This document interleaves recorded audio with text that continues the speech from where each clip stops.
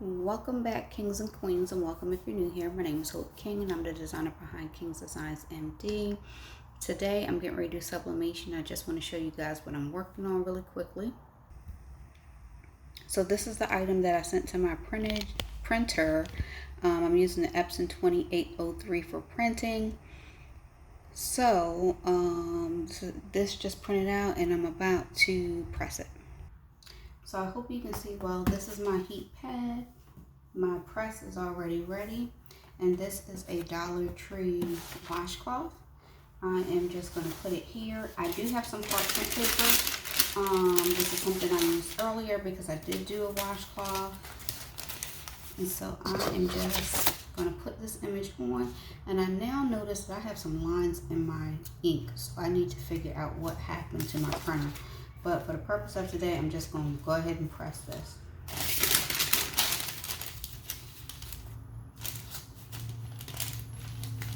So it's set to 400 degrees and it's already set for 60 seconds.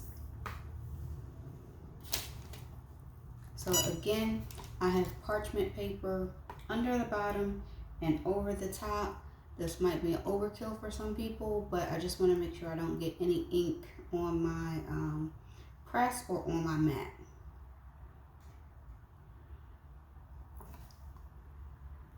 So I didn't use any heat tape on this because this item in particular is just big enough that my whole heat press is going to sit on it. But you can use heat tape. The other thing that I didn't do, if you care to do that, if you use any type of words, you have to remember to flip your image. So I'm just lifting that up, taking it off, turning it off because I'm done with it. And she is free.